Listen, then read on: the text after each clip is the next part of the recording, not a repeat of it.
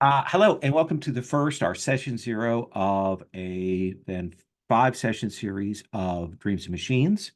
This is the new, not the newest, but one of the newer games from Modifius that they put out last year as a very nice starter set box, and then a 2 volume set. It is a striking game. It's another iteration of the 2D20 system. And I'm excited to work through the cats and get characters made and look at the full version. I ran a little bit from the starter set last year, and we're playing from the full, more full rules this time. Oh, by the way, my name is Lowell, pronouns he, him.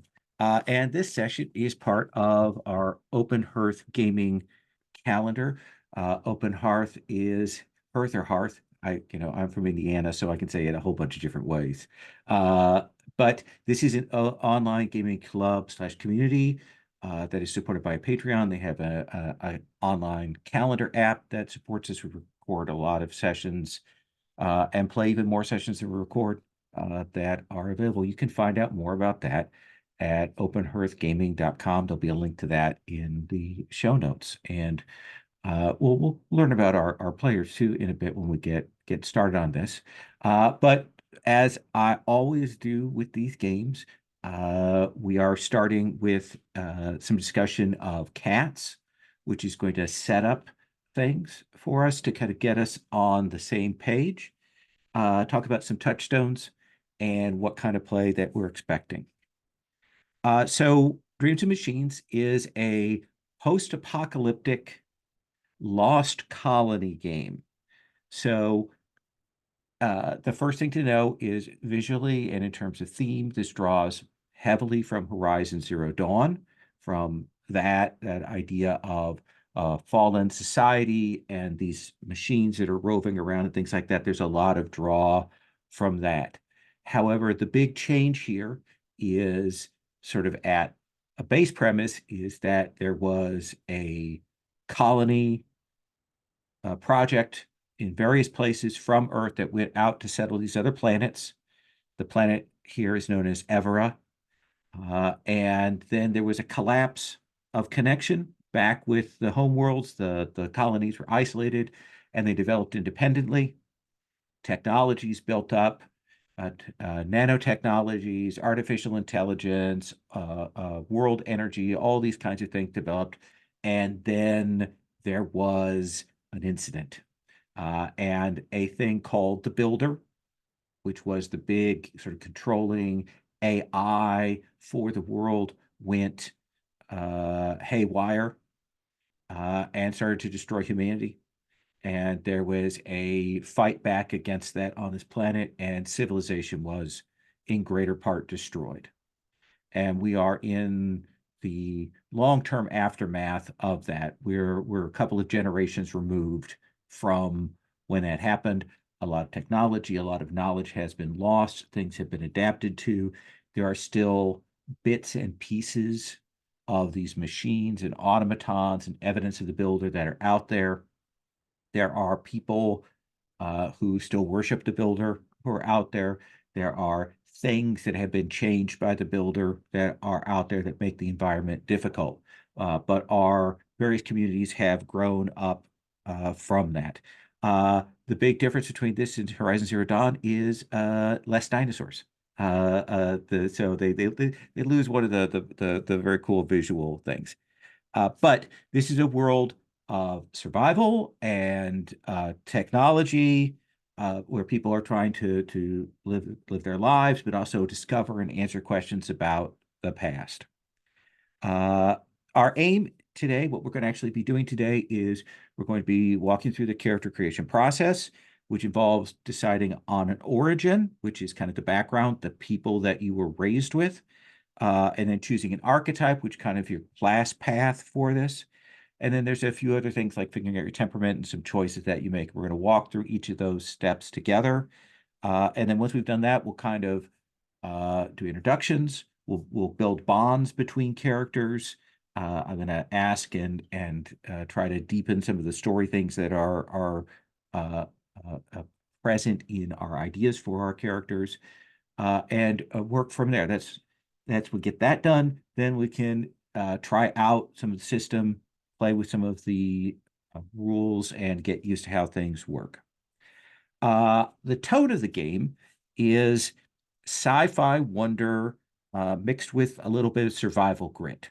I tend to lean towards heroic adventure as being my touchstone for this. So while there will be villains and darkness and tough decisions and things like that, we are action characters who are trying to provide a better hope for people in this world. That's generally how I run post-apocalyptic things.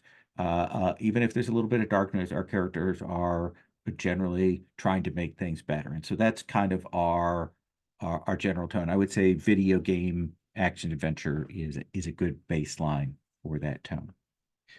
But with that, uh, we are using a layered set of safety tools. And I want to explicitly say that because sometimes people watch these videos and they get a ways in and they get upset that we're using safety tools. So I want to tell you right now we're using safety tools. And if you cry salty tears and turn off the video, then you can do that, and I will be very happy. But we are using a layered set of those. The baseline, besides the cats, is we are using lines, veils, and ask first. That's on our safety tab in our Google Character Keeper there. For me, lines are anything that these are not topics to explore and play, things that we don't want to see on screen, things we don't want to have as part of the adventure part of the play. Anything that's marked in that particular way, we're moving away from. One of the things I do want to point out here in the lines that I've added, and you're welcome to add anything that you would like, is uh, there's a term, tribal or tribes or tribal, that I'd like for us to avoid because it's such a loaded term. The book tends to avoid it. I'm really pleased by that. But I was one of the things I want us to keep in mind. Even though some of the approach in some of the earlier video games and the sources have that real, like breaking people down into tribes or using particular visual idioms, we're going to try to avoid that. So I'm just putting that on there as a line. We also have veils. Veils are anything that if they were to occur in play, we would be fading to black, or we refer to it off screen, or we've kind of allied it. It might be mentioned, it might occur, but we're not going to be focusing in on it. The Buffy rule of, when they close for an embrace and we're going into the sexy times, we fade to black on those moments. That's a classic example for the veil.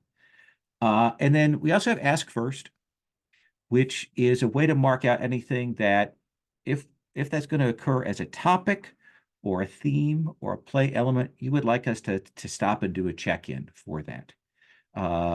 Just that we're going to make sure that everybody is cool about that before we go on. Now, during this character creation process, please feel free to mark those lines and veils and ask first, add anything that you want to that. This is a living document. There may be things that we realize in play has been forgotten, and you want to add to that. We'll check in, from time to time to make sure that we are all on the same page about that. So that's our baseline tool. The second tool that we have is a more active one. We are using the X card, originally developed by John Strafopoulos. The X card you can do by either saying X card or doing this gesture. No one does this. I always show this as an example whenever I run, but nobody ever does this except when we're playing Worldwide Wrestling. But basically, the X card you can use to mark out material that you find objectionable, that you find problematic, that you find wildly off tone, something that maybe we missed in the lines and veils that suddenly occurs to you. We do the X card to mark that. The only question we might ask is like, how far back do we need to cut? How far back do we need to go to revise that? When you X card something, when you invoke your safety tools for that, you don't have to defend or explain yourself. You are welcome to do that if you wish, but you're under no obligation to do that. We're never obliged to explain why that choice has been made. But that's a really important thing. One of the common uses for the X card is if we've gotten into play and maybe we started to lean towards something that we've marked as a line or a veil, and maybe we haven't caught on, maybe we've kind of missed it, the X card is a great place to say, hey, I think we're heading towards this, or I think what you're talking about actually sounds a little bit like this. Then mark that out, we'll recalibrate, and we'll go on. The last thing that I want to say about at the X card is if something has occurred a couple of times and you've been okay with it the first few times, but then later on it's bugging you, it is legit to X card something later on. You don't lose your opportunity to do that just because time has passed on that. So that's an important tool that we have. The last, or rather, actually, the second to last tool, I guess I want to say, is that we do have a matrix for romance. Basically, what your comfort level is for character romantic plots or details or things with PCs, with NPCs. Ask first, all of those things. All of that is in that romance matrix that you can mark there. And now the actual real last safety tool is the open door policy, which basically means that if you need to step away, if you need to leave, if you need to bow out for whatever reason, you are welcome to do that. If something happens, emotionally, physically, someone's at the door, whatever, you're welcome to step away. No one is going to judge you on that. If you're going to be back, it'd be great if you could tell us, but you're not under any obligation on that. The add-on to that is if you get done with a particular session and afterwards you go, this is not the game for me. This is not the game I thought it was. I don't think this is a game I want to spend 5 weeks with. That is a fair thing to decide. And you can just message me and say, hey, I don't think I'm coming back. And no judgments. I am so old, and I do not want anyone to play in a game that they are not enjoying. That is huge to me because I have played in those games for much longer than 5 weeks, and I don't want anyone else to have to suffer as I have. So those are the safety tools that we have in the bank that we're going to be using throughout our play here. So let's talk about character creation. I want to talk about the steps that we're going to be going through. We have these on individual tabs. I just want to go over them first, and then I want to come around and see if some people have some ideas about what choices they want to make. The first choice you're going to be making is your origin. There's an origin tab. There are 5 sort of peoples, and these represent general kinds of communities in different places. The Everans are very much the flexible people who use a little bit of tech, a little bit of more primitive skill sets. They tend to be more accommodating of everything. They are kind of our catch-all populace.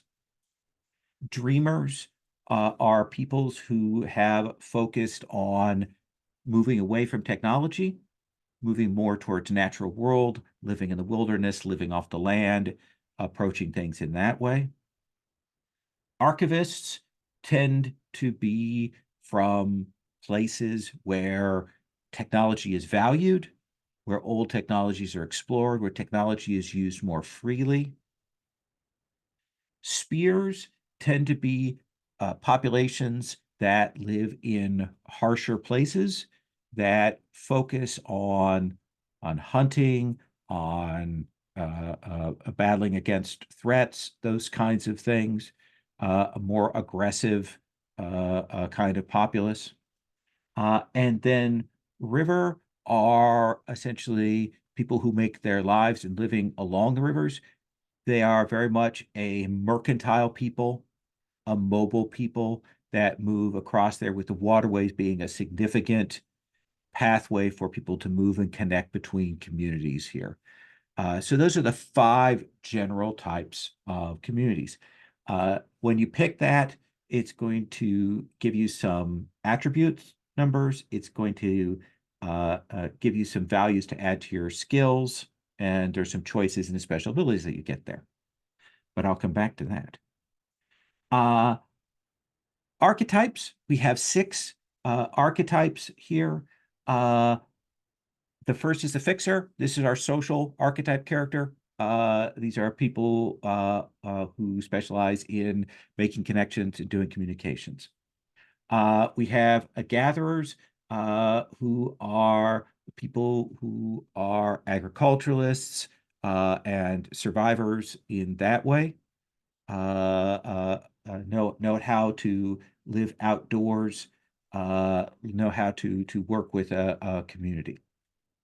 Grabbers are people who steal things. This is sort of our shortcut thief class, or people who know how to scavenge things class. Guardians are our more defender warrior type characters. Mediators are if fixers are kind of scheming and making connections that way, mediators are talking openly and are perhaps our cleric or paladin type in some ways. And then tech are people who are more familiar with technology. That's their basis, and they get some abilities on that. Those are the big things. Now, I would suggest that everybody take a different archetype, but it is possible for more than one person to take the same origin. You may come from the same community, or you may come from different communities. It is up to you. So let me go around and see what people are thinking about in terms of their origin, and maybe the 1 or 2 archetypes that they're considering. Vince, what is in your head right now? All right. What's in my head right now? I'm thinking an archivist. I did some work in the character keeper ahead of time, but I'm happy to rework any of it if somebody has their eye on a specific archetype. Vince, it wouldn't be a game that you're playing in if you didn't do homework ahead of time for your characters. So you're thinking of an archivist. Yeah. Okay. And my big thought is like he is the youngest member of a very large family who is in line to inherit nothing, Okay. and so he has to make his own way. Do you have a sense of what you might want to do archetype wise, or are you still fairly open on that? Um, I think the 3 that make the most sense um, would be like gatherer, tech, and fixer, I Okay. suppose. All right. I'm just going to make a note of that. Elliot, uh, what are you thinking origin wise? What are you thinking archetype wise? In terms of origin, I was thinking maybe the river or the spear. I like the idea of it kind of an itinerant character. Okay. And then for archetype, I haven't particularly picked. I think maybe the guardian. So I haven't played a character like that in a while. Okay. Let me note that down. Jose, what about for you? So I was thinking on Everin for the origin, maybe from a small town, not near a big city, but maybe near some of the old ruins from the previous era. And I was thinking for archetype, a grabber, more of a scavenger than a thief, Okay. trying to find, just kind of eke out a way of life by scavenging from the less dangerous and sometimes more dangerous parts of these environs. Okay. All right. I like that. And Kevin, what are you thinking? I was thinking actually kind of similar to Elliot. I was also thinking either like spear guardian and just going hard into the paint in combat fighty bits. But there's also an appeal for a river um origin, and there I'm really kind of looking at again either guardian or tech um for archetypes there. Okay. Go either way, really. I think those are all good choices. Uh, Vince, if I were to come back to you and you said Yeah. archivist, would you be willing to do gatherer or fixer? Yeah, I think either of those. I think Gatherer I'm most in line with as far as like what I've envisioned for this Okay. character's objectives. Then let's have you do archivist, gatherer. Elliot, do you want to do river or spear with guardian? Yeah, I'll go with a river and guardian. Okay. And then Jose, Everin, grabber. Okay. And then Kevin, would you be willing to do tech with something? Or do you want to double up on guardian? I'm good either way. I think tech sounds great. And I might still go river just Okay. because I'm really kind of curious. Also just ponchos are cool. Yes. And I'm feeling kind of drapery with this character, so we'll see. I like it. Yeah. So what you'll do is you will get from the origins some base attributes, and then you'll set those skill numbers. Some of them have some choices to make.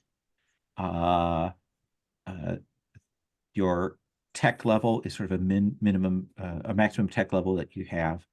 And then there's some bonuses to spirit and supply numbers. You're going to get some special abilities that are listed down there at the bottom. The actual text for those special abilities are on the specials tab. I have those there so you can just copy over that tech. Some cases you'll have choices between a couple of things. With the archetype, you'll have again some choices to do to attributes and to skills, and similarly some choices about talents. I'm going to let you go and work on this. If you have questions about what the talents mean, what they actually do with the text, you can ask it. Let me say this. The base number that you are going to be rolling under for a thing is going to be your attribute. So if your quickness is a 12, that means you're going to be rolling 2d20, and each of those that rolls a 12 or less is going to be a success. And usually you're looking to get 1 or 2 successes. That's the base thing. So really kind of keep that in mind in terms of your numbers and what you're kind of aiming towards. Can I ask a question about the skills, Lowell? Absolutely. So does this game kind of reward failure, or am I trying to like kind of power game this, or or should I create a really specialized character that's going to fail at a lot of things? Will that be fun, or should I try to create a jack of all trades that might be a little bit better at a lot of things? You do have some ability in this game to spend to buy some extra dice to help you out when you're kind of in shortfalls. Mm-hmm. I do think it's good to have at least one thing that you're really strong at. Mm-hmm. One of the things is that we do a combination of your attribute and your skill. Right. The numbers don't add up, but instead what it is if you roll, let's say you're doing quickness and move. Your quickness is 12 and your move is a 3. Every time you roll a 12 or under, that's a success. But if you roll a 3 or under, because your skill is 3, you're going to get 2 successes. So there is a little bit of an ability to kind of balance there.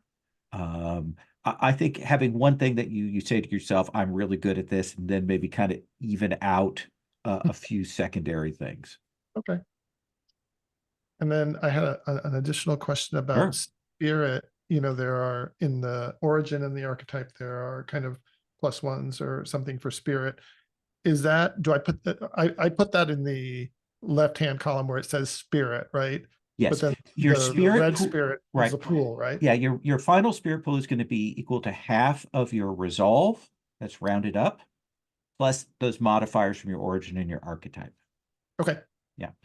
And Spirit is both a currency that you have to do some extra stuff, but it's also your hit points. Oh, It's a little bit like fate, in that to keep yourself from getting taken out, you spend spirit against attacks. got it.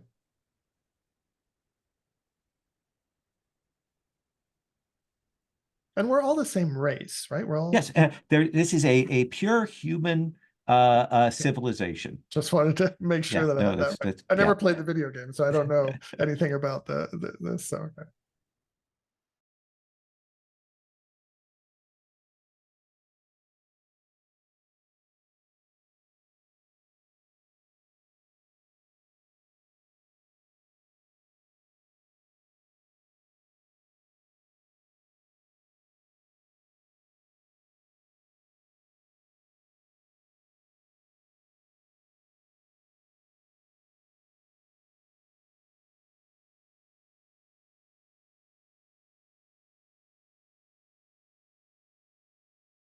I guess I should also mention the third pick that you have is your temperament. That gives you some bonuses on abilities and stats. There's some stuff with bonds going to affect, but it also gives you some like a way to regain spirit and some other special stuff there.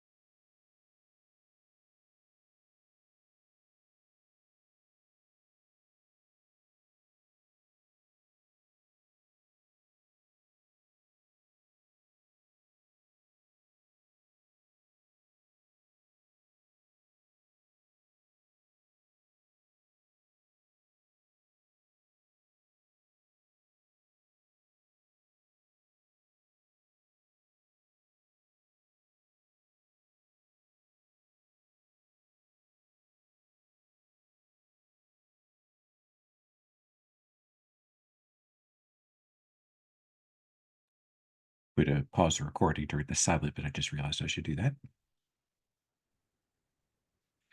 All right. So just to check in with everybody, so we are on the same page in terms of safety.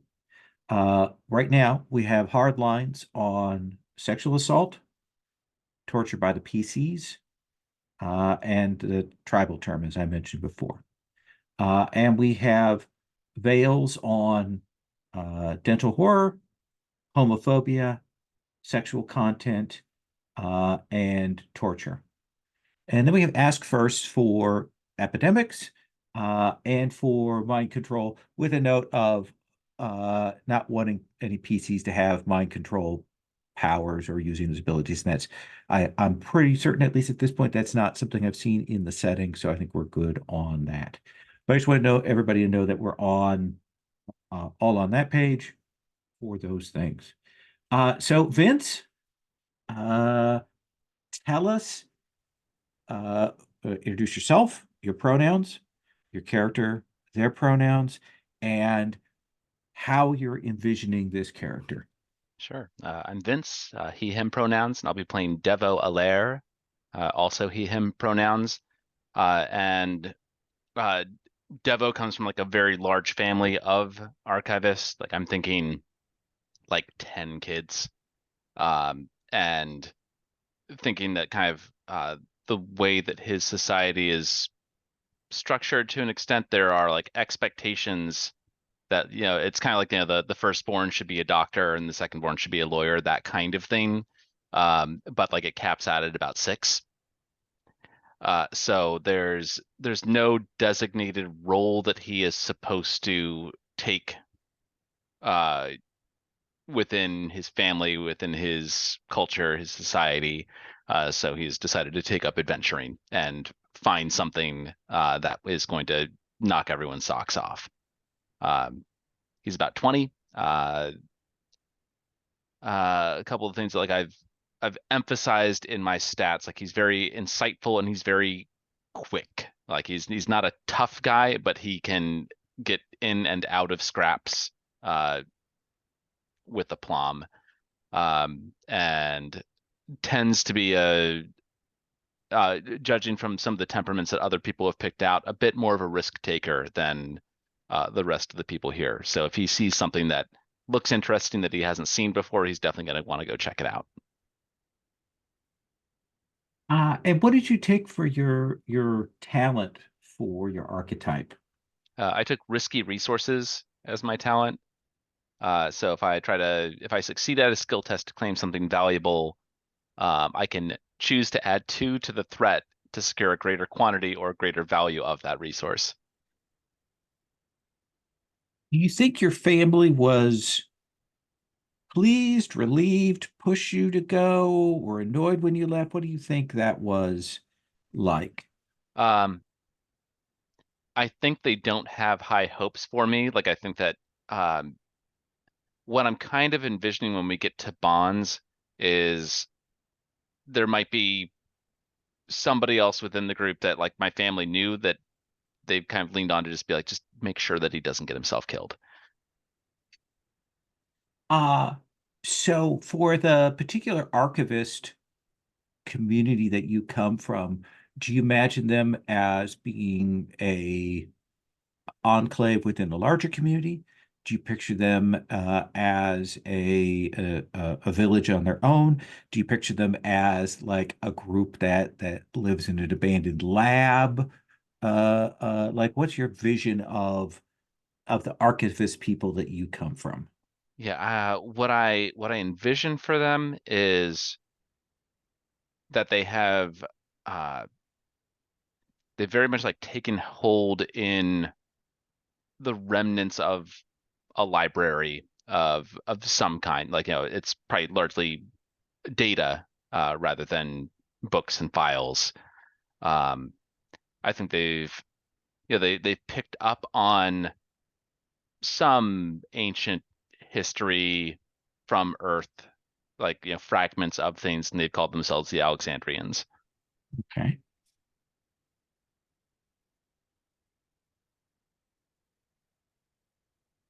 So if you're 20 out of a set of 10 kids, how old is the oldest? The oldest is like 45. Okay. So Yeah. a big family, long uh, uh, uh, span. probably some of the older children taking care of the younger children. Um, uh, uh, uh, how many of them are still alive? Are all of them still alive? Have any of them been lost?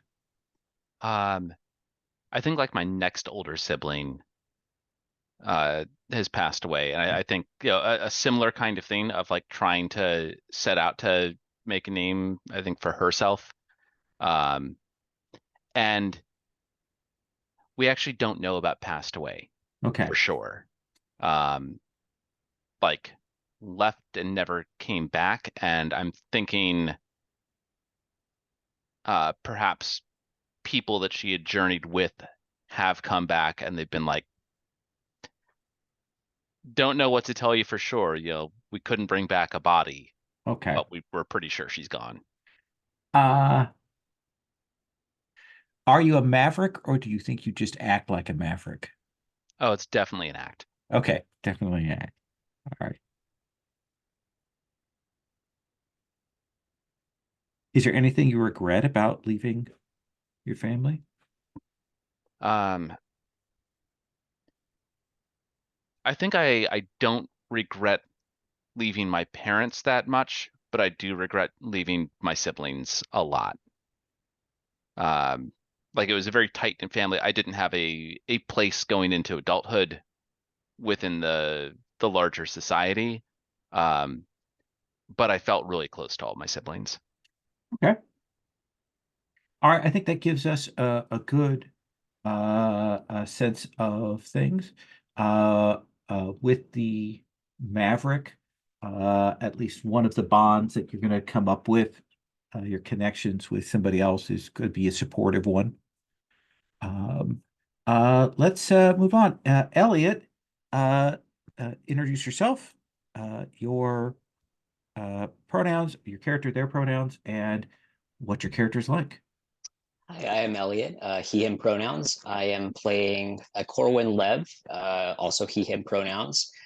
He is from the river origin. So I'm imagining that as a community of kind of a trading community that I think goes up and down rivers, shuttling goods and supplies between other different communities. He is the guardian archetype. So I'm seeing him as kind of the person who ensures that there aren't any shenanigans with the various valuable items that are being ferried on these goods, ensuring that anyone who owes the family money pays up the money. And he is I picked the stubborn temperament. Mhm. And so I'm thinking that he is primarily kind of setting out in order to seek his fortune. He is, I think, not necessarily he's not on bad terms with the rest of his clan, but he wants to demonstrate that he has the ability to kind of make his own fortune.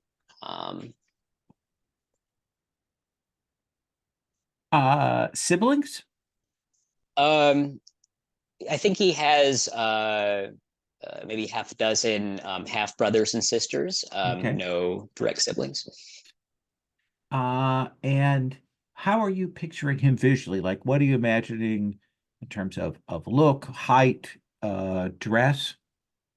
I think he is kind of tall, but fairly relatively thin. So maybe about 6 feet tall.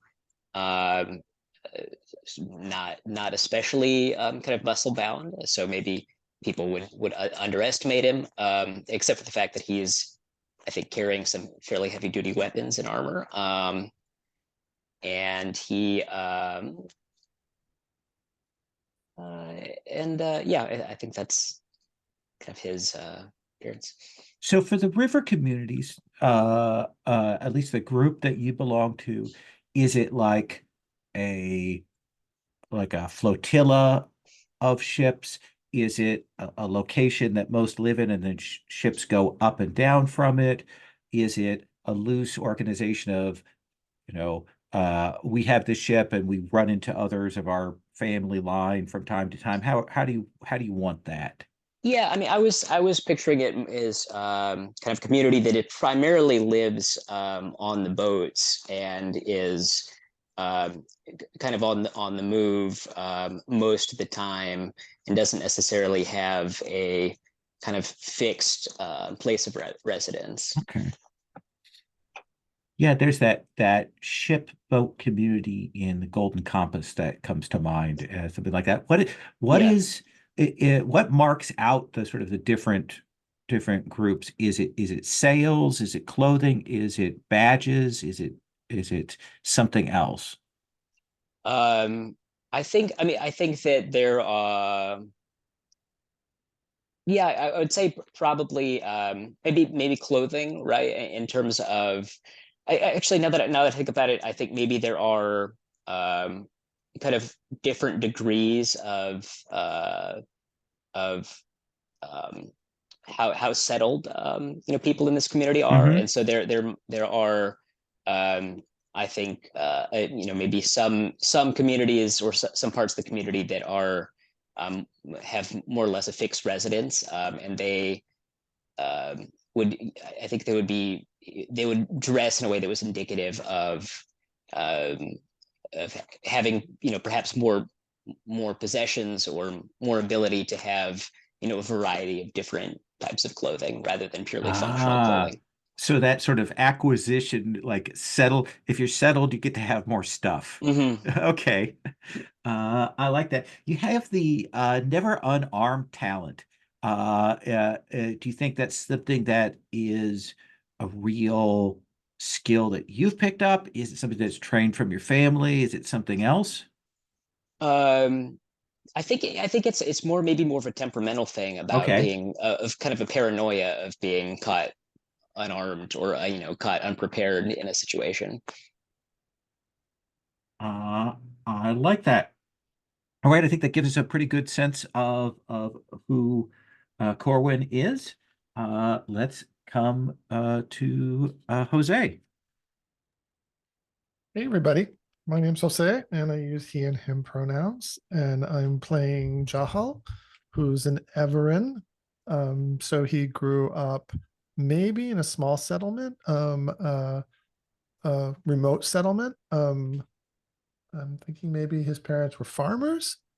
But early on he decided that he didn't want to be a farmer, and he and his brother, his elder brother, I think, started going out and scavenging for tech that they could then sell in larger settlements or to the rivers, and make some money that way instead of um, farming the land. Mhm. But his brother last year disappeared when they were scavenging around near one of the old cities, and he is on his own right now, and still is trying to find him. I think he's probably on the smaller stature side, quick, a survivor, and good at sneaking in and sneaking out and getting something valuable if he can get it, and turning it into coin. But he's also always on the lookout for interesting tech that he might use for himself. Uh, you have the machine sense talent. Uh, you chose that, right? Which one? Oh, wait, actually, I looked at the wrong one. I apologize. Let me I have not. scroll here. Better than one when unseen. Were you taught by someone to do this, or is this just like you have learned to be uh, evasive and hidey? Evasive and Heidi. I think I learned to be. I'm pretty circumspect and cautious, and that's temperamental on my Hmm. part. But my brother taught me how to kind of the practical skills of being unnoticed, or because yeah, with the scavenging, it's best to get in and get out and not have any alarms go off and not have anyone notice you, and just take what you can. So part of it's temperament and part of it's skills maybe that he learned from his brother. Do you think you came from a big community or a small community or something in between? I imagine it's a small community, and you know, I don't want to say impoverished, but simple. Let's put it Okay. that way. Not a cosmopolitan kind of Right. community. So yeah. And what was the reaction of your family, community, your peers when you started to go down this particular path? Um uh Bitter disappointment.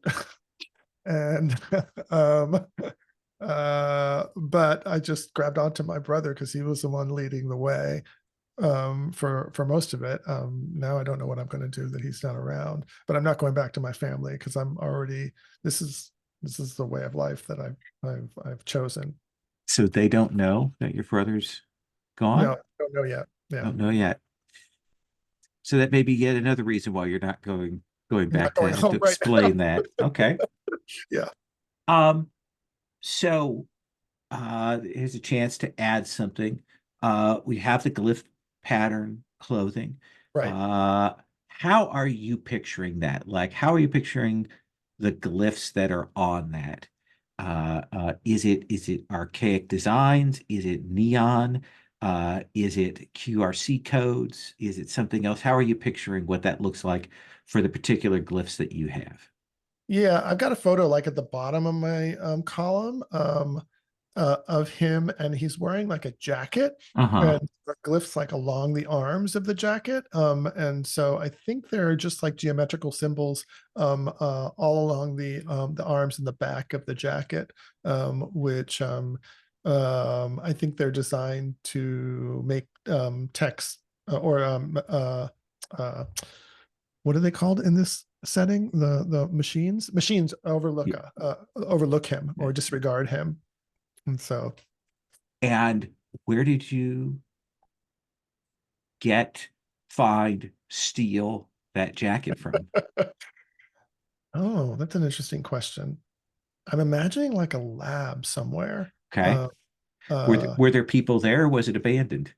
it was an abandoned lab, so um, maybe it's an old archivist stronghold that had been abandoned. Mhm. And my brother and I went in scavenging, and I found this jacket in a locker somewhere in there in one of the Okay. labs. All right. All right. I think that gives us a pretty good sense of who Jahal is. Okay. We'll come back. Uh, Last but not least, Kevin, tell us about your character. Sure. I'll be playing. My name is Kevin. I also go by Mac or Macchio. Um, Pronouns he, him. I'm playing Jet Sidal, also pronouns he, him. He's a River Origin character, tech archetyped, circumspect in temperament. Those are English words, I Yes. swear. Origin abilities are Haggler and just what they need. So leaning into the river trading aspects. Took machine sense for talent. And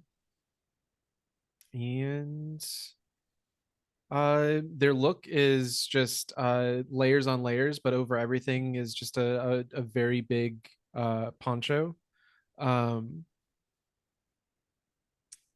Just a big giant, like not onesie's the wrong word. What's the wearable blankets? Um I don't know what they're called, but yeah. Just a big giant poncho Okay. from his home community. Snuggie? Yeah, a snuggie with a hood on it.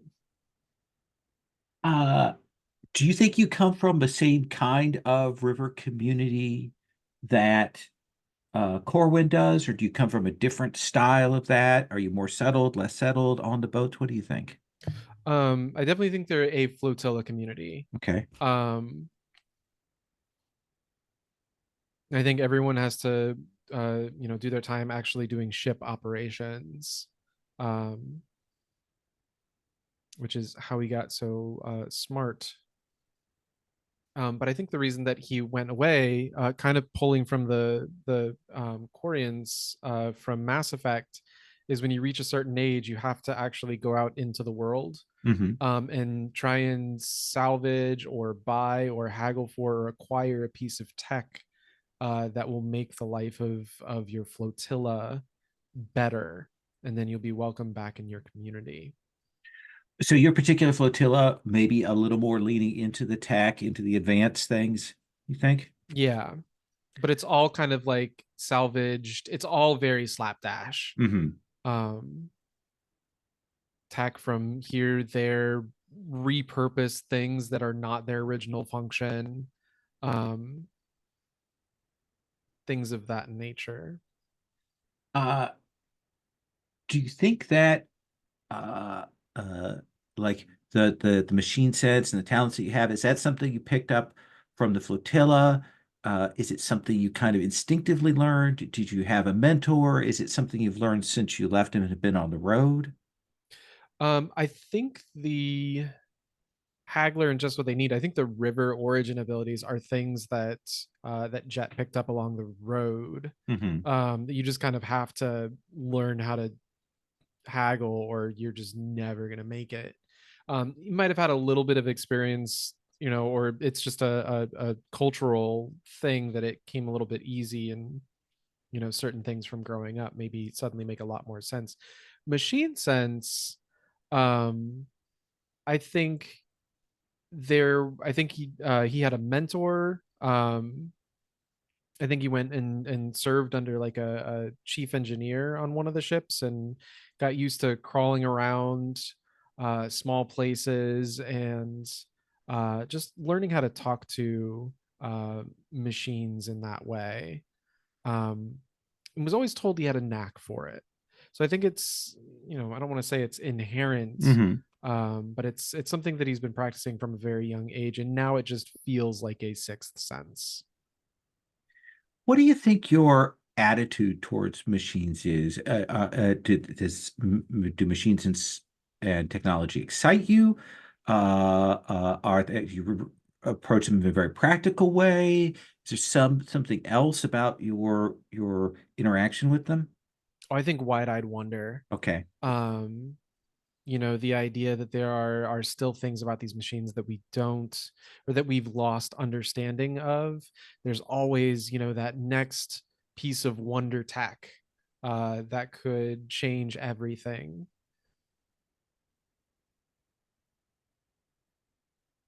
All right.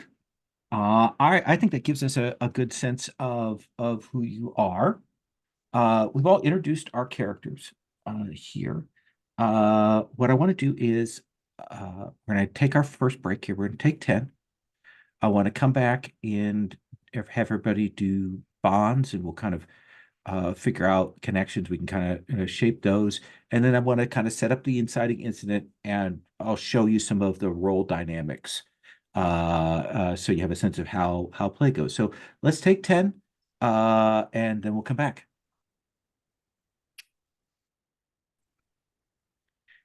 So if you look on the temperament page, you should have calculator spirit pool and your supply points, and we're going to do bonds. You're going to have 2 bonds, essentially a bond with each of 2 different player characters. And your temperament will tell you that one of them has to be supportive, or one of them has to be a rival, and that kind of thing. They don't give very good examples about what bonds are in this game. It is an odd thing that they have here. In fact, I'm looking in the big book to make sure that I am not wrong on that. And I am not. Also, I mean, this is a nice possible way just from a glance. The index in the Dreams and Machines player book is radically incorrect. in the physical book in a way that kind of shocks me. I think they must have done some relayout at some point because things are off. But bonds are going to be establishing kind of a relationship that you have with another person, one-on-one, how you imagine that is, and you can think back to other PBTA games that you've played or other discussions. So let's kind of do the order we went in, and let's start back with DeVoe.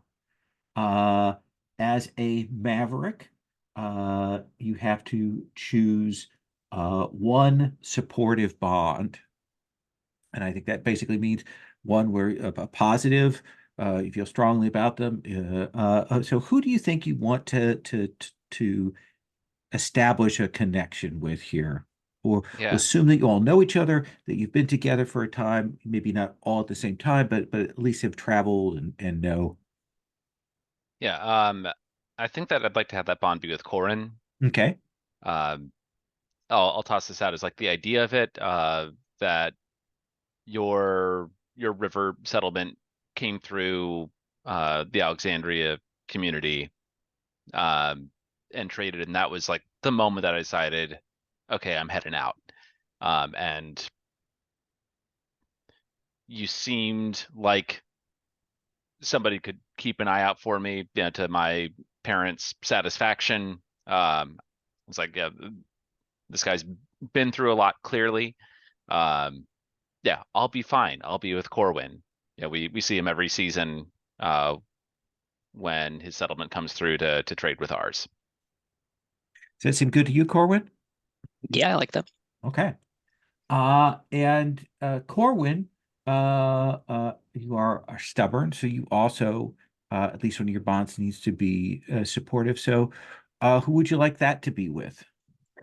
I was thinking a Jet maybe. And I was thinking, since we're both from the river origin, that I think Corwin would kind of naturally be inclined to kind of trust him, and would hope that some of his facility for salvaging technology would be useful, and kind of looks to him to identify things that may be valuable, and in hopes that he'll be able to find something valuable that will be of use to him.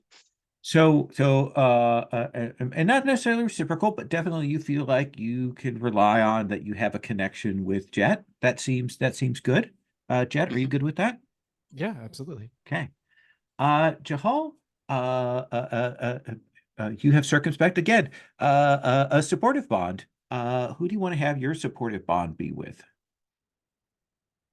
So, so they're not reciprocal necessarily, Not right? necessarily. Right. You could feel that I'm going to rely on Jet, and Jet could resent you for that. Okay, all right. So it's just my sense of one of the other PCs, right? Yeah. Okay.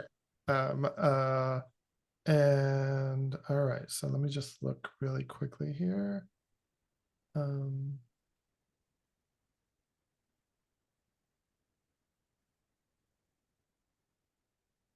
I'm thinking maybe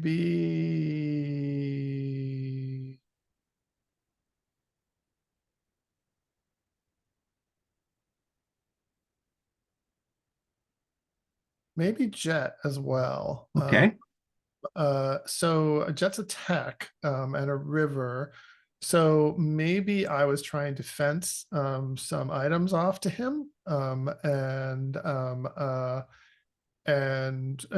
this was after I lost contact with my brother and I was on my own, and he's become kind of one of the few kind of stable presences in my life. I don't know how he feels about me, but I see him as kind of like a touchstone. Okay. Jet, are you good with being perceived as a pillar of stability there? Find it dreadfully ironic, but sure. Okay. Which brings us to Jet. Jet, what do you want as your sort of supportive bond? As a supportive bond. Um,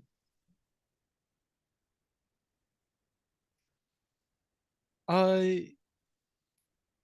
Devo looks pretty smart, and I trust other smart people, and I think he uh, either did something or repaired a piece of technology, um, or actually just demonstrated the glyph lore, and I just thought that was super neat.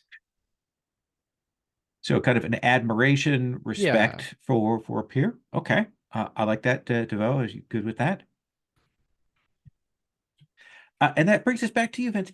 Vince, what's your feelings, connection, relationship with one of the other characters from your side of things? Yeah, I think that uh Devo thinks that Shahal has a really good eye for valuable stuff. Like, you don't always know how it works, but you can tell that something's complicated.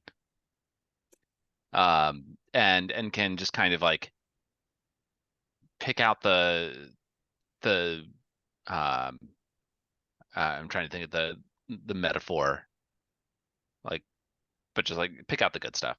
Okay. Sift the wheat from the chaff. Yes. Okay. To use our idiom there. Yeah, so you feel that they have good instincts and you trust them on in regards to that kind of stuff. I like that.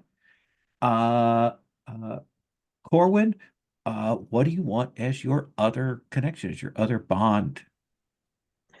Let me think about this. I think I mean I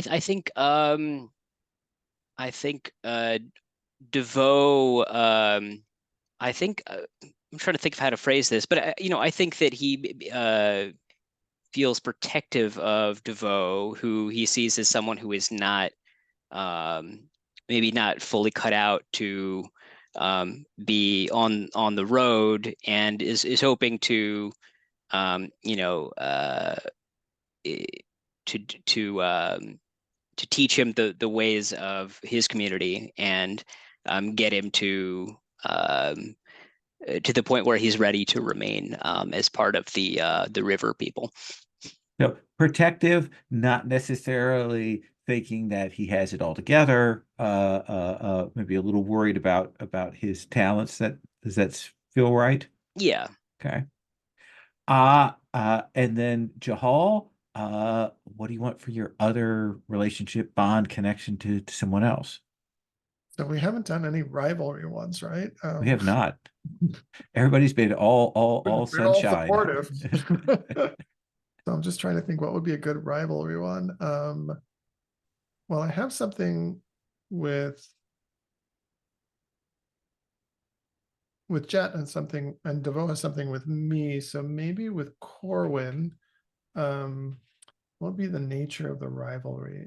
Does it have to be a rivalry, or can it be something other kind You can phrase it however you want, like Yeah. a relationship. I mean, certainly Corwin does represent a little bit of order and authority in his presence. Yeah, so maybe Jahal kind of maybe he resents we're all part of a gang, right? Somehow we're No, connected. all been worked out together, have all managed to now be out together. Right, but maybe I feel a little anti-authoritarian Okay. toward so I'm have some kind of projection on the on Corwin as an authority figure, and maybe I have a little kind of resistance, and maybe I'll act out a little bit if that's Okay. okay. Is that okay with you, Elliot? Yeah. Okay. Okay. And Jet. So I think I'm also going to go for a little rivalry here. I think Jet hasn't been away from the flotilla long enough to understand that his river community is not the same as other people's river communities. Mm-hmm. And I think he's worried that Corwin is going to take a fancy piece of tech and run. and go back to his river community, because that's what Jet hasn't had that complication yet. Doesn't know if he would, ditch the group when it came time to go back to the flotilla with his own fancy tech. But if he's thinking it, Corwin's got to be thinking it too, right? I In- like that. At least in Jet's mind. Corwin, you good with that? Yeah, sounds good. Okay. So I want to frame up some things, kind of do a little building of the world here, and kind of set up some inciting instance so we can kind of see how the system plays. You all are on the road to a place called New Moss Grove. And it is a community that lies on one of the largest rivers. It's a notable crossroads community, has people from a lot of different cultures there. There is a rich archivist community nearby that's kind of isolated, kind of a real research station community, but they trade with the New Moss Grove community. And it's a kind of an important hub. DeVoe, who or what are you going to New Moss Grove for? Like, why are you headed there? You've all kind of collectively decided that's where you want to go, but what is your sort of personal agenda for why you want to go to New Moss Grove? What I have heard about this research community of archivists is that they have access to maps that have like really good records of where locations of unexplored collapsed civilizations are. Okay. Yeah, and New Moss Grove, they have trade ties, connections to this deep woods archivist community. It's a good first step going there, maybe making those connections. What do you have to trade? Or do you not have anything to trade? Or do you have any, like what, I'm putting this in your hands. Yeah, I think that about all that I have to trade is knowledge. Okay. Uh, I managed to get out without a whole lot on my person. Like I've got a really good bypass kit. Okay. But any particularly tech savvy archivist likely has a pretty good bypass kit already. Okay. And I think I'm gonna need it. All right. What we'll do when, if and when this comes up, is we'll have you make a roll to see like how many successes worth of maybe stuff you have to kind of trade around on that. Corwin, uh, who or what or why, like you have a reason for going to New Moss Grove. What is it? I think this is it's a place that we've been a few times, and there is a kind of a reliable. We can earn some money reliably by just shuttling some hides to there from another community, and in the absence of any other pressing concerns, that's what we're doing. I like that. And then Jahal, what's your agenda? What is drawing you to New Moss Grove? I think well, the simplest thing would be opportunities for finding out about good scavenging sites, because the ones he's been working have been picked through, and he's looking for new opportunities. And so a lot of stories and information comes through New Moss Grove. So maybe he's looking for that. I like it. Do you think you've been through there before? Yeah, I would suspect so. Yeah. Okay. And Jet, what about you? What is your purpose, your agenda for going to New Moss Grove? I think I need to vanish for a little while. I have an unfortunate debt that I have to pay off. Or maybe I'm coming to New Mosgrove because it's just the best place um to either find work or tips on salvage. But the person that I owe money to before I got my real like trade savvy is not here. I like it. So you are by river, several days out from New Moss Grove.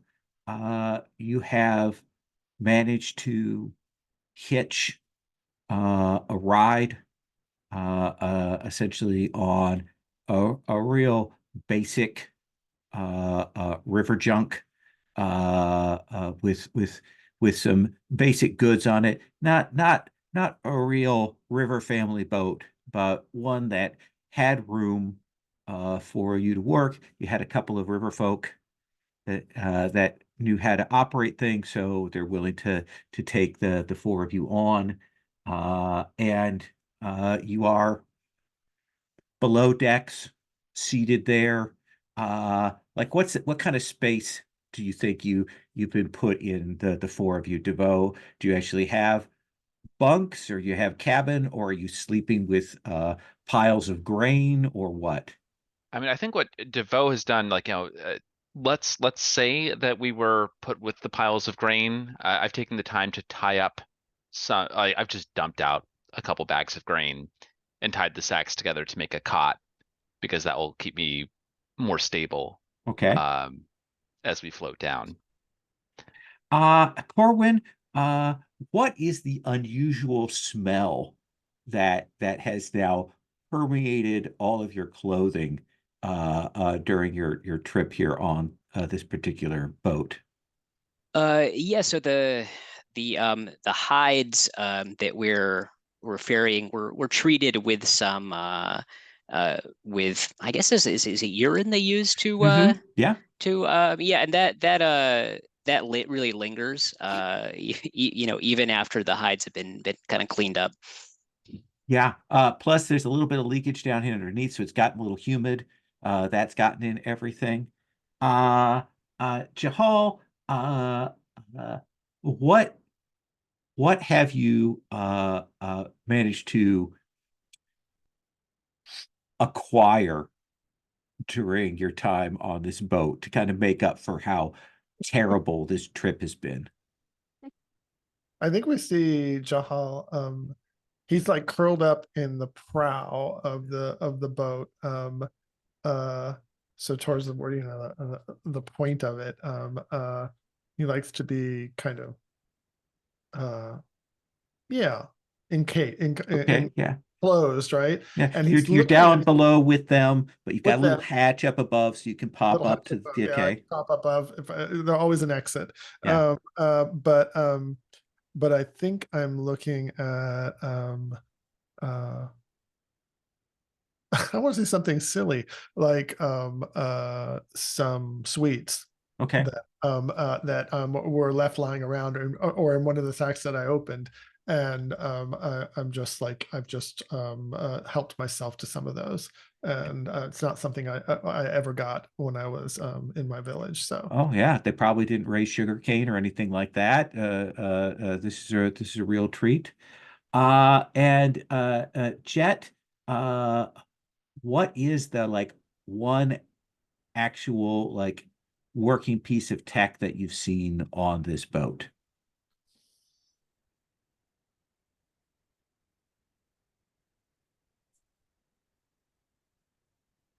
First thought was an engine. Okay. Yeah, let's go ahead and say that. There's a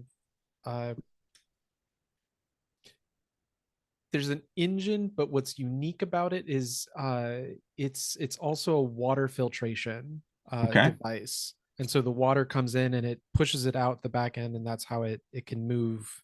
It's pretty slow. It's not the fastest thing in the world, but as a byproduct of what it does, it actually filters the water and purifies it. And so we can Yeah. actually drink.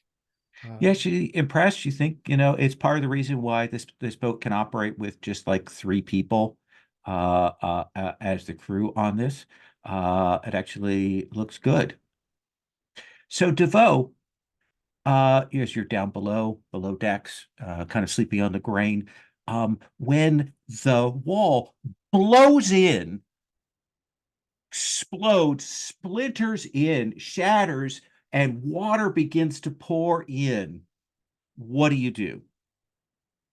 Is anybody else asleep? Oh, I think Because I wanna- everyone is awake now. Yeah. After the explosion just absolutely blows a hole in your sleeping Yeah, quarters. I think I take a very brief moment where I like run to try to find a bucket before realizing that's not going to do any good. And start scrambling over sacks of grain that are beginning to float in the water to try to make it above deck. Okay. This feels like the way you're describing it feels like a speed contest here. Okay. So let's have you roll quickness plus where's your attribute with move Okay. as your skill. And then it's 2d20, right? You're gonna roll 2d20. And right now this is pretty basic because you're just trying to get up top. We're gonna say difficulty 1. So you would like 1 success. Okay. I'm gonna pull up the roller so I can see what happens. Oh, This looks feel really free to great. use feel free to use the roller, or if you have dice at home, feel free to use those. Yeah. That's about as good as 2d20 get in this game. So that's 2 1s. You got 2 1s. So those are criticals, which Yeah. means you get 2 successes. So here's where we first kind of introduce the mechanics. Your difficulty was 1. So you got 3 successes more than you needed. That generates what's called momentum. Every success you roll over what you needed is momentum. And you can spend that to 1 for 1 to ask a question about the situation. You could spend it to do something extra. If you were attacking someone, you could spend it to do more damage. And you got 3 points to spend. The other thing that you can do with it is you can throw that momentum into the pool for other people to use. Also, if you get hurt, you can spend momentum to help yourself out. That's another thing that you can do with it. So what would you like to do? Okay. I want to pool 2 of it. Okay, But I want to use 1 to ask a question, absolutely. which is taking a look at the impact and the splintering and momentum. Can I make out in any way what did this? Oh yeah, Whether it's whatever. actually, I think you can look out that hole. It is huge, smoking, and you will see you're fairly close to the shore, and there is this giant mechanical. It looks like a turtle as much as anything. And it's kind of moved into the edge of the water, and it has a massive cannon on it. And you will see like energy crackling around it, like it is about to take a second shot. And there are some people with it. They are wrapped in sort of black wire and stuff, dark clothing. They are thralls. These are people that worship the builder. They're raiders and bandits. And I think you'll see that. Does that seem like a reasonable answer to your question? Yeah, that sounds like good information. And I shout out to everybody else like we're being raided. And I convey, in as few words as I can, this cannon bearing turtle. Yeah.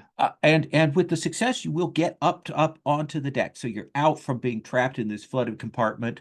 You will see the captain shouting, and you will hear the sound of something being thrown, and you will see a spear go through one of the crewmates up there.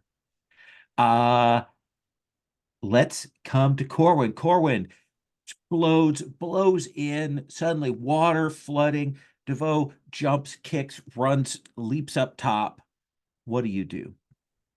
I think Corwin, I think, is going to try to jump into battle here. I think he has probably his weapons near him, and is kind of been expecting this to happen at some point. So he has I don't know how weapons work here, but he has a security pulsar and he has an electro spear. Okay. I think the electro spear, I think, is a melee weapon, right? Cannot be thrown. So it is a electrified spear. So the security pulsars are high intensity laser pulses. It has a non-lethal effect. Essentially, it does a stun effect, but it can be fired at ranged.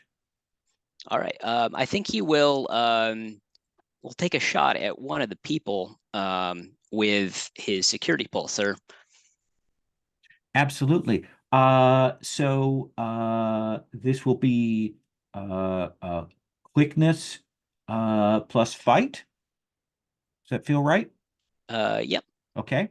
As you kind of move over to that hole, try to take your shot. I think the difficulty here is 2, because you're firing out. They're a little bit distance away, trying to hit one of them. Now, before we go too much further, I have to tell you about the delights of momentum. Momentum can be used for essentially recovering lost spirit, for creating truth, for asking questions, for doing extra damage. So that's one of the great things about that.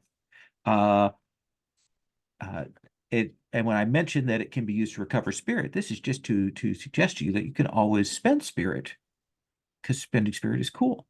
When you spend spirit, which is also your hit points, we'll say that, you can spend spirit to buy extra dice for your roll. So you could roll with just the 2d20, or you could spend a point of spirit and get an extra d20 and roll with 3d20. So I just put that out there before you roll. I did already roll before you said that, so that is okay. I got 2 successes though. 2 successes. So that will hit. So we've got of the 3 thralls that you see, 2 of them on the back of this robo tortoise, and another one that's kind of running along shore. You will catch one of them. What does this look like when you fire this thing? Like, what does this security pulsar look like, and what happens to them when they're stunned?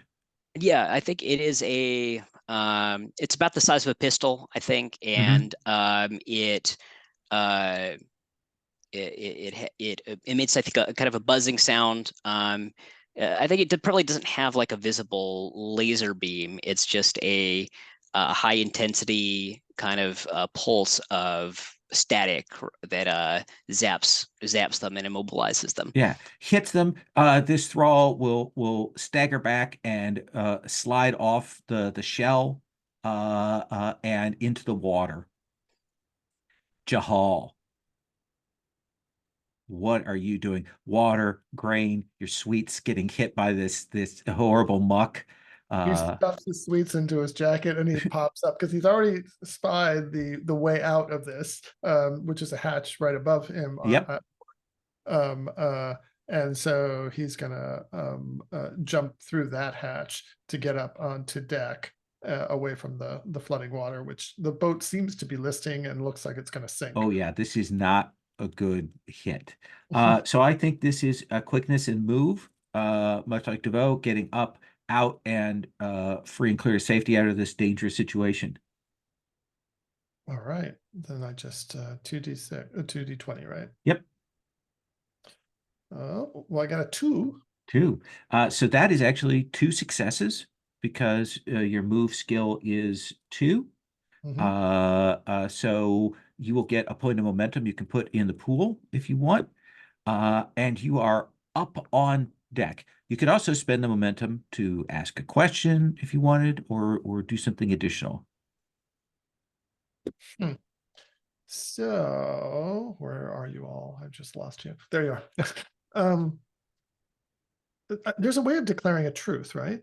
Yeah, so declaring a truth means establishing a fact about the situation, and that costs 2 momentum, and you could spend the momentum that you got, you could spend momentum in the pool, and truth basically sets something that is in the scene, like an aspect or a detail or a declaration, and then truths can be used to give you fictional positioning or reduce the difficulty of later things. So do you want to spend your momentum and one from the pool to establish something? Because I just have 1 momentum, right? Yeah. Okay. One was to get up on, and then one was so what I'm seeing is him popping his head up through, seeing Corwin take down a couple of the thralls, and then I think he notices that the tortoise is kind of up on like a rock of some sort on the shore of the river, and then if the right kind of push would flop it on its back. Yeah, it's huge, but it's clearly climbed up onto this rock to like get the angle to take the shot. It would take kind of Big a hell of push. a push, but potentially. All right. I think that's great. So we've got the precarious giant There is Taurus. Blastoise. Okay. Jet. So just checking really quickly, it says when there's any momentum in the group pool at the start of your turn, regain 1 spirit. But if you haven't lost any spirits, like, is your spirit capped at what it starts as? Yes, it is. It's capped at that. Okay, awesome. So I don't have to regain any. I think I'm gonna try and assess the damage to the ship and try and either, slap a patch together, or if I can decide if it's decidedly unsalvageable, then I want to try and decouple the engine. Okay. And I think that feels like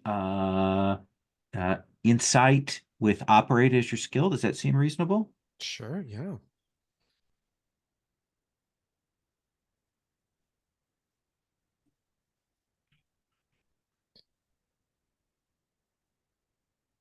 It's a So 1 and a 10, and I think that's 2 successes. that's actually 3 successes.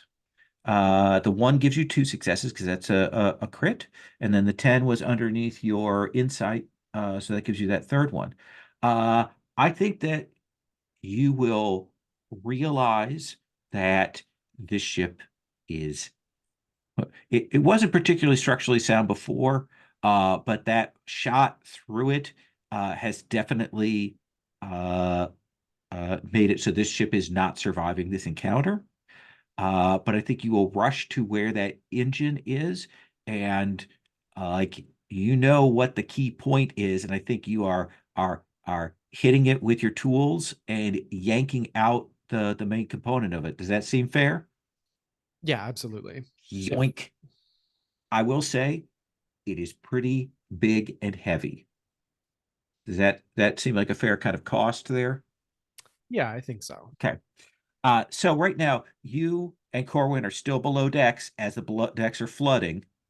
But you have Corwin has taken and dropped one of these thralls, and you have this lovely engine in your hands.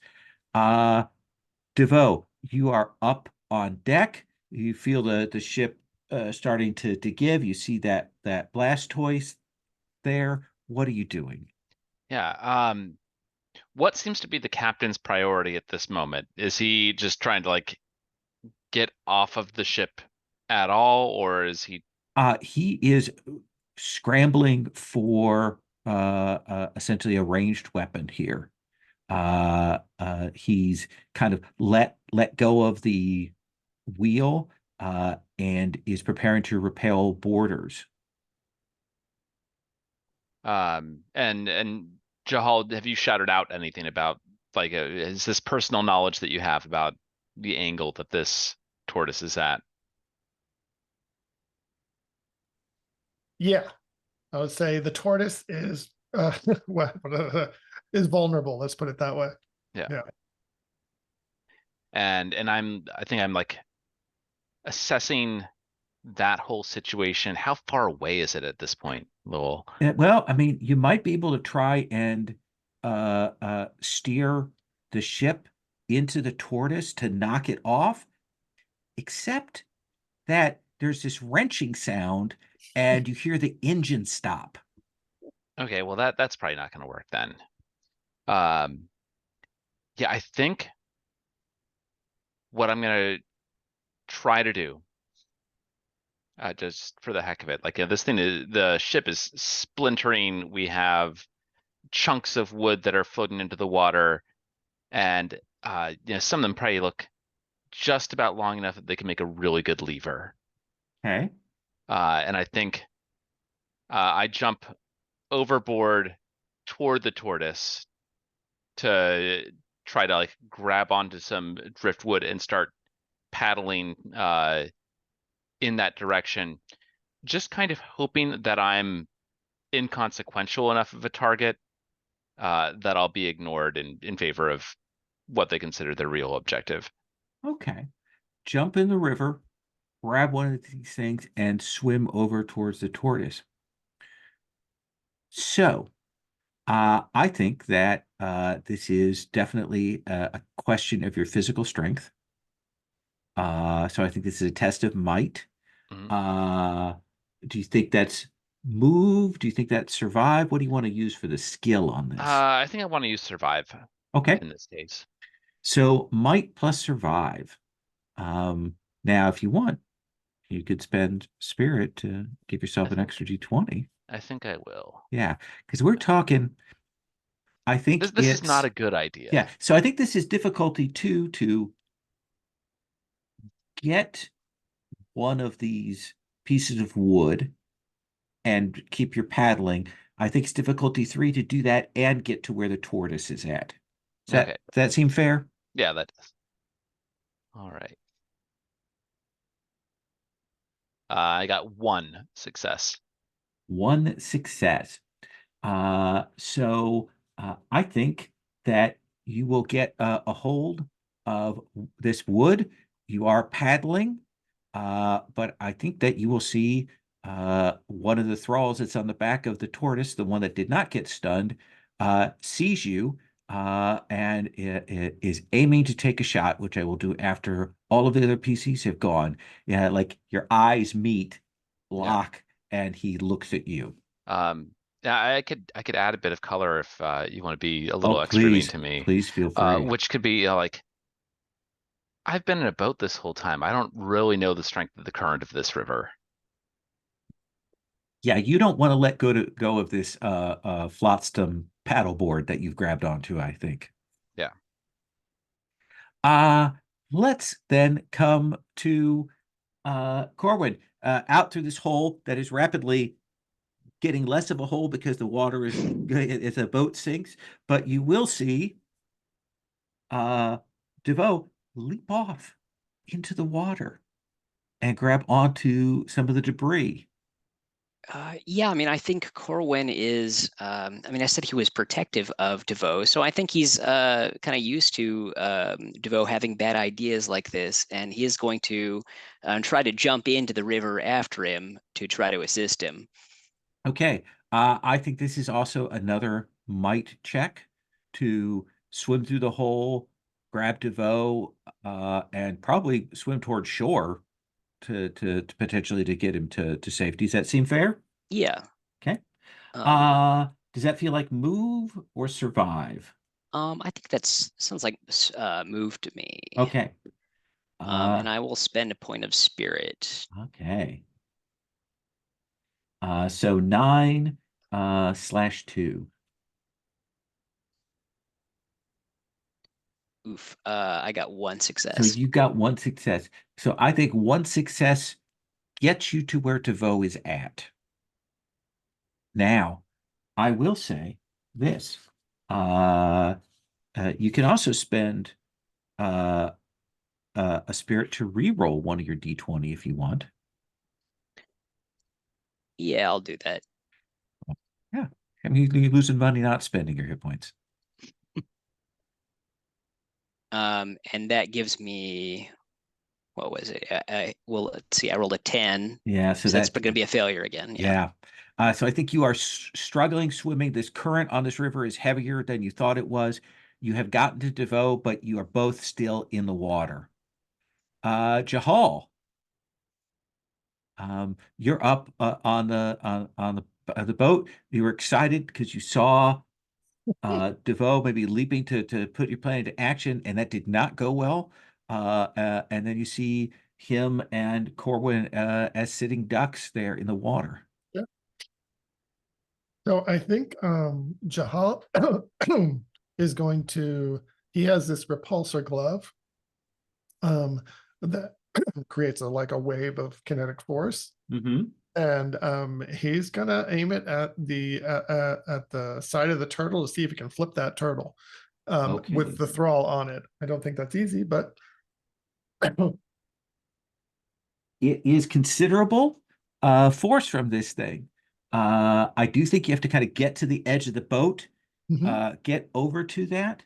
Uh, so this feels like quickness plus fight Okay, as your skill. Does that seem reasonable?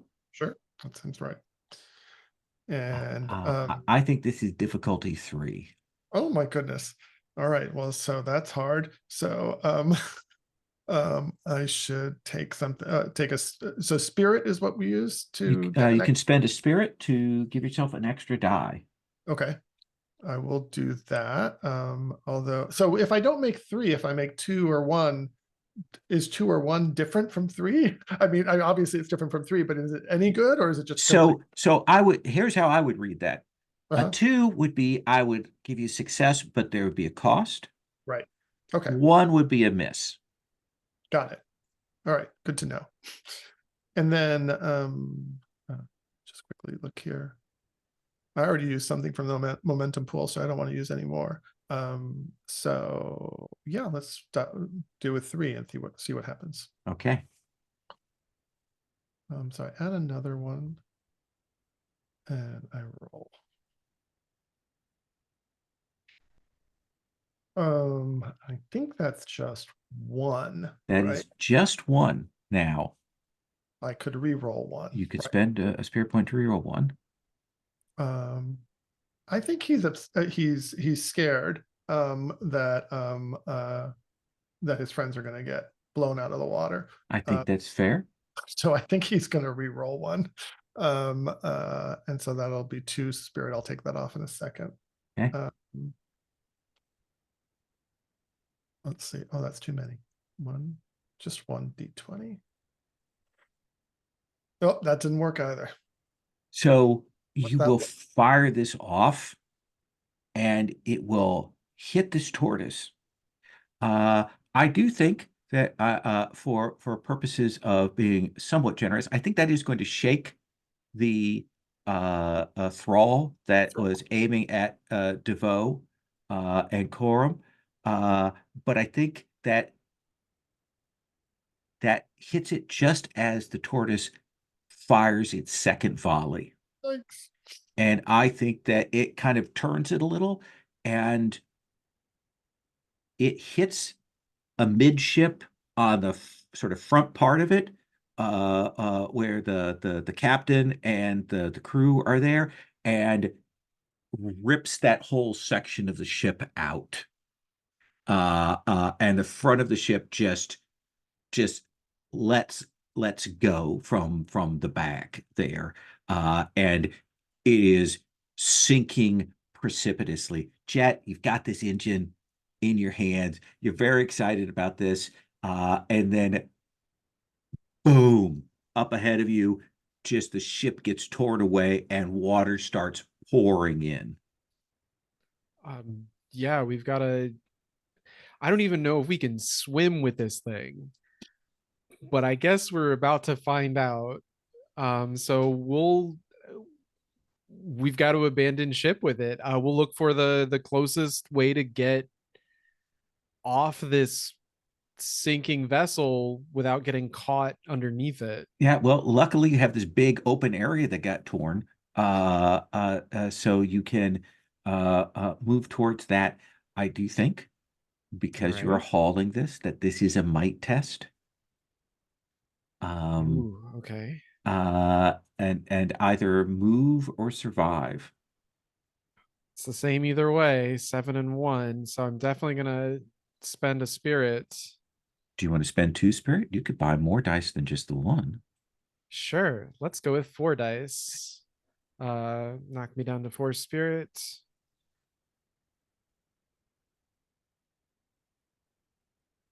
And this is what we say, move, quick move. Yep.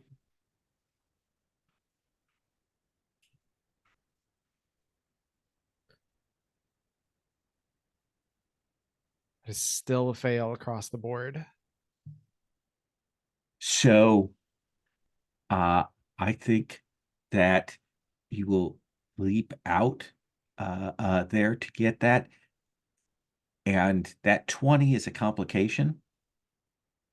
And I think that you will feel the greasy handles of this engine slip from your grasp as you leap out into the water. And I think you're out in the water paddling, but it goes and you can't even see where it went under the waves. Does that seem like a fair cost there? Certainly, yeah. So the ship is going down. It's splashing. The thrall that was firing at DeVoe Coram was shaken.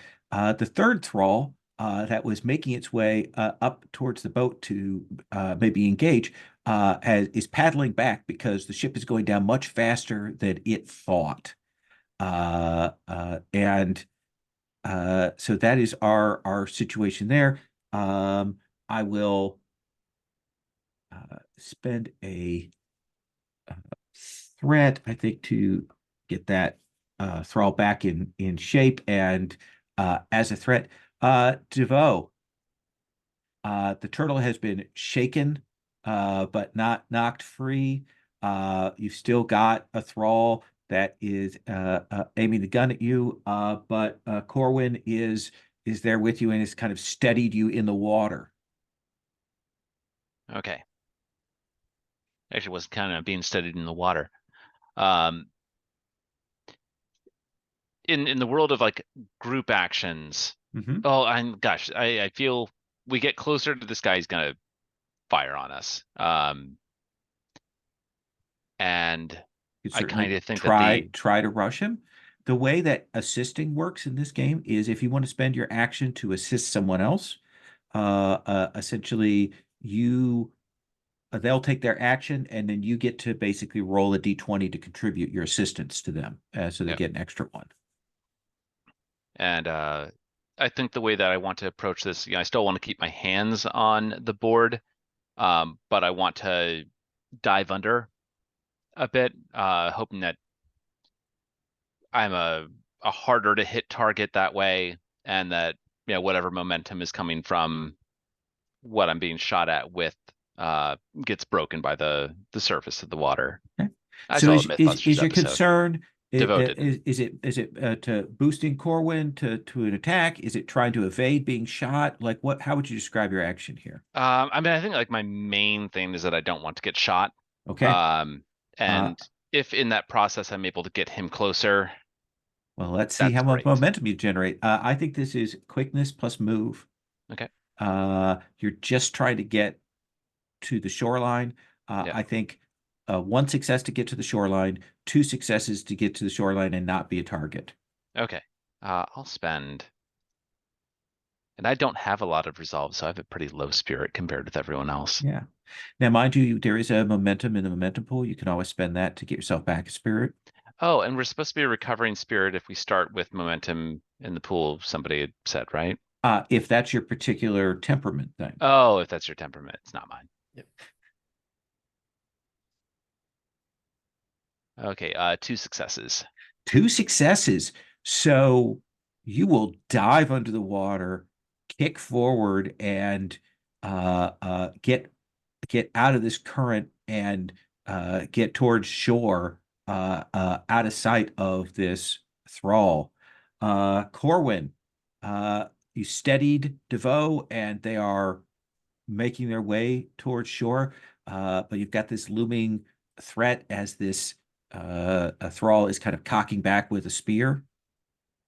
Yeah, I think I'd like to rush him and try to, if he's close enough to clamber up onto to where he is and try to knock him off. Okay. I think this is a question of might to swim up. Mhm. Let's do might plus fight.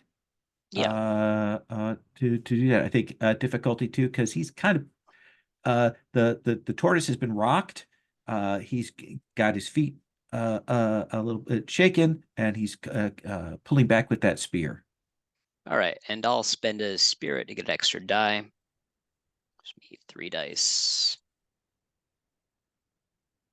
That is 1 success. I might spend another spirit to re-roll. Sure.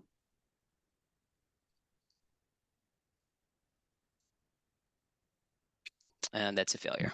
You are up on him, like you are up in melee, but I don't think you get in a position where you can get a blow struck on him, and he is definitely going to try and hit you on his action. Jahal,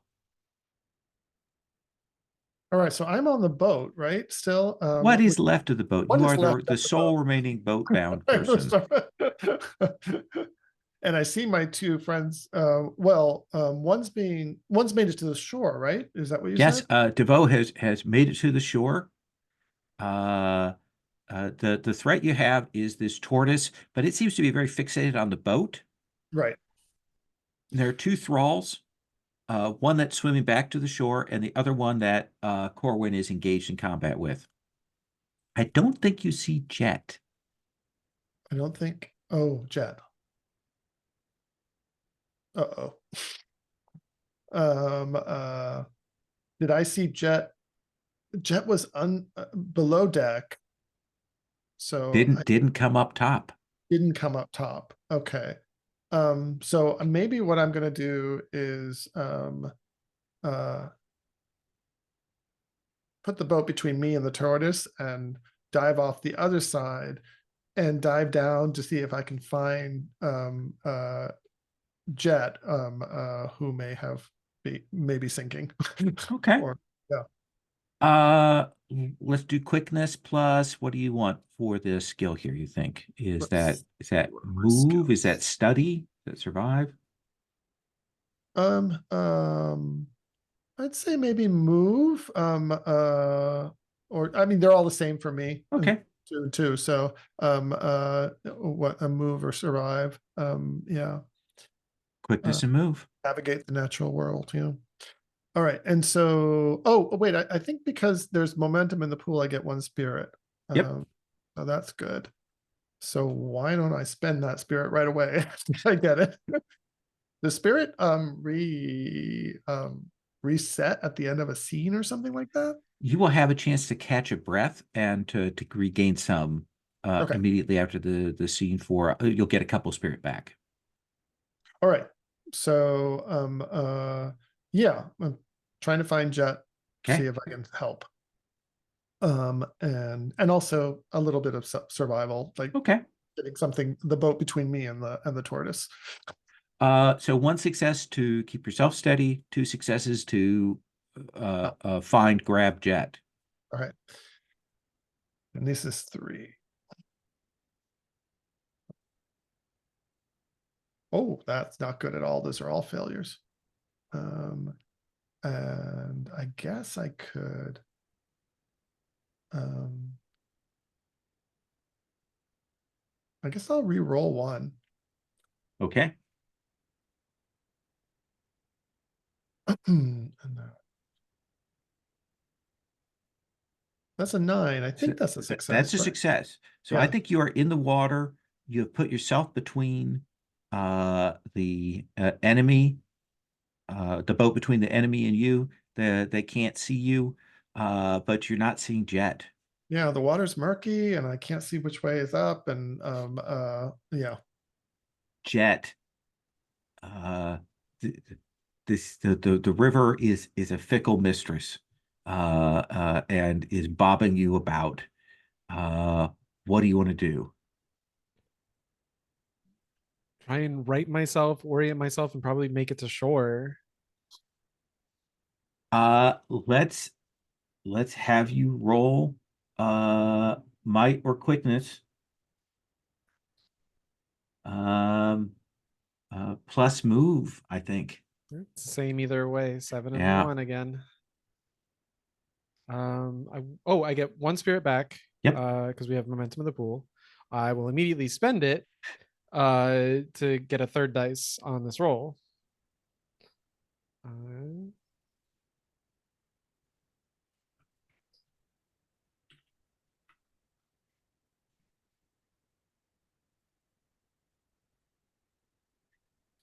Okay, That's 2 successes. that's 3 And, successes. sorry, 3 successes. That's right. So 1 success to get essentially to the shoreline, a 2nd success, or we want to spend momentum to not be seen doing it. Yeah. Okay. And then you've got 1 more momentum you can spend to ask a question. You can throw it in the pool. We could do something else with it. We could recover spirit. We'll go ahead and put it in the pool. Okay. So we'll take that pool back up to 2. Corwin. The 1 thrall that's swimming back to shore, I'm going to spend threat to put him, he's getting up out of the water. And this other thrall is going to attempt to hit you with the spear now that you have closed in. And will miss. Essentially swings at you, trying to knock you back off of this, and doesn't land the blow. Let's actually come right back to you since you're engaged in the combat. We hear the Star Trek fight music, dun, dun, dun, as you're up there with them. What do you want to do? I think I'd like to attack him, and I'm trying to decide if I would have brought my spear with me. I think probably yes. Even I don't. I assume it's safe to jump into water with the. I don't know how these things work, but it seems like it might be. It probably is not going to electrocute me, right? If I jump into water with a electro spear. Correct. I think that you have. I mean, this is the kind of thing you have to turn on the power for. Gotcha. So yeah, I'll attack him. I'll attack him with the spear, and try to knock him off the turtle. Okay.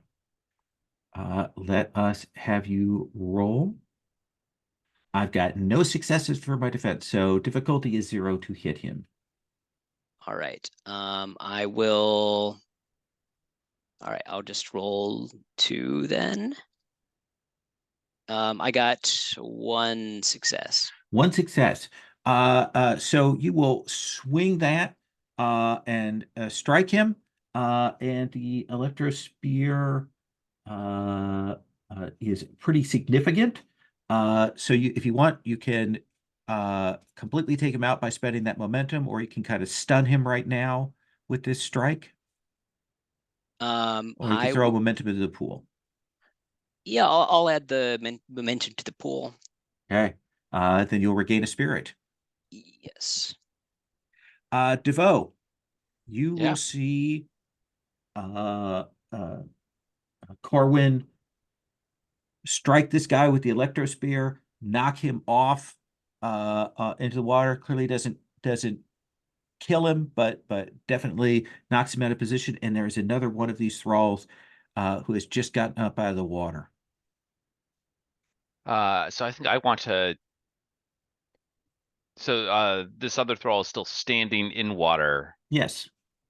and I think I want to get out of the water myself and just turn. I have like a stun baton, and just like give him a good thwack with it, as best I can, and hope that I can leverage the fact that he's in water to get a bit more effect out of it. Sure. Yeah, we'll do that. We'll do that as a truth.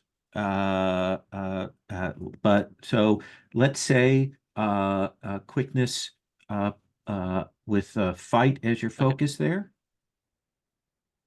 And for the truth, I took off a D20 for him, and he rolls a 20. So I think he is ankle deep in water wearing metal when you run up with the shock prod. So you Let's see what just need to happens. get a success. There's a success in there. I got a 5. So what shock prod will hit him, there'll be that squelch and the discharge from this, and he will shout out and he will drop into the water there. I think that's the first time I've ever attacked somebody. At like and in a serious lethal way here. Yeah. I think that the body hits the river and the current begins to carry it away.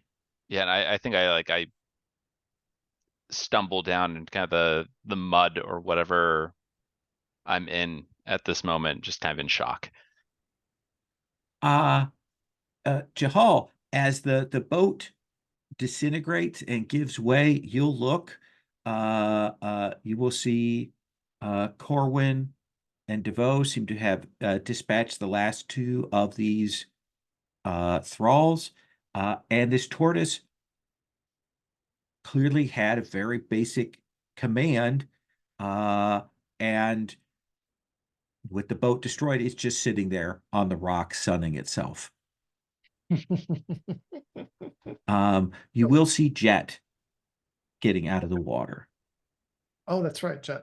All right. I was looking for him, but I didn't know where he went. Well, how did he end up on the shore? Same side, or we're all on the same side of the river, or I guess I could swim to the Yeah. to the side because it looks like the threats are basically removed, right? Yeah, I think you could swim on over to where Jet is at, where the others are at, and pull yourself on out.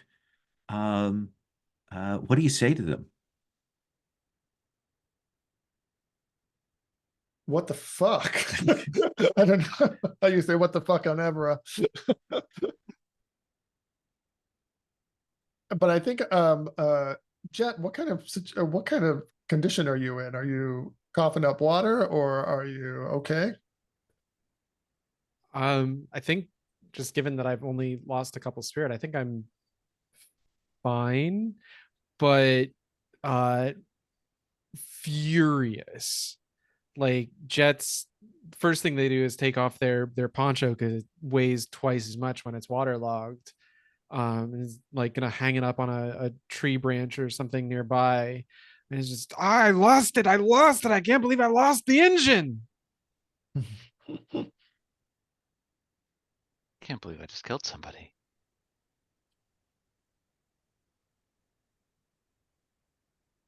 And I think Jahal, I mean, the engine, that's bad too. that's bad too. Jahal looks around and see the other thralls. Are they dead as well, though? Or So we've got 2 of the thralls that are unconscious. okay, in the water. In the water. And I think and one of them is dead and floating down the river. Yes, the one that DeVoe shock prodded. Shock prodded. And I think as Jahal was coming up, he saw that whole scene play out, and so I guess he's going to run up to DeVoe because I don't think Jahal's ever killed anybody either, or actually even really harmed anybody. He's not that kind of kid, and so he crouches next to DeVoe and says, "Are you okay?" I don't think so. Don't look at it. Okay. Yeah, I'm just white as a sheet. I think all the rest of us are okay though. I mean, as much as we could be, did the captain make it to shore? I'm looking out over the water, and I said, I don't. Maybe on the far shore, I see the captain and a couple of the crew getting up on the far shore. I don't know. You tell me, Lowell. Is that a story you're going to spin? Because I do not think you see anyone else besides the four of you moving here. So I just see bubbles. I just see bubbles, and what the hell was that all about? Do you think there's something in this turtle that will tell us? Or I don't know what to call this thing. Yeah. In this machine, is that what we call it? Machine. Machine. Is there something in this machine that can tell us I mean, why? I could take a look. It might help me get my mind off of what just happened. Yeah. Let's look. Corwin, what is your take on all of this? What is it that you're doing in the aftermath of this? I think I think Corwin's taking a look at this turtle here after seeing that everyone is more or less okay, at least in our party. Other than how many people were on this ship, other than us and the captain? Just the three crew. Okay, so they're all gone. I think maybe there's something we can salvage for this turtle. It seems like some sort of weapon of some kind that it has. Yeah. Jet, you see your three companions in the wake of this tragedy, all seeming to have that same practical attitude that perhaps you do. Yeah, I mean the loss of the engine is a tragedy. I had a name for it, but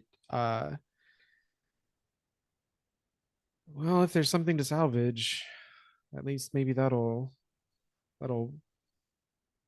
be a consolation prize. Yeah, we'll head over. We'll start poking around and seeing if there's first if it's booby trapped at all, but other than that, we'll start looking around and poking around tech and seeing if we can take it apart and if there's anything worth taking. And I think that's where we're going to start next time, is with the scavenging of the turtle, the thrall secured, seeing what you can get out of this thing, figuring out where these things came from, and what your journey down to New Mossgrove is going to look like. So I'm going to give everybody, because we're doing a short-term campaign, I'm going to give everybody just a flat right now 2 growth, which is basically 2 XP. You might say, hey, what can I do with 2 growth? For 1 growth, you can increase your maximum spirit. For 2 growth, you can increase a skill. For 2 growth, you can increase an attribute that is 9 or lower. Those are the basic 3 things that you can do.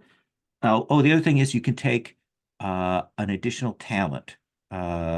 Basically, you can take the next talent. You all have 1, so the next talent costs 2, and then the next one would cost 3.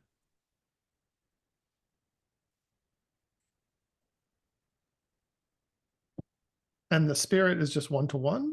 Just 1-to-1. You can increase your maximum spirit. Okay.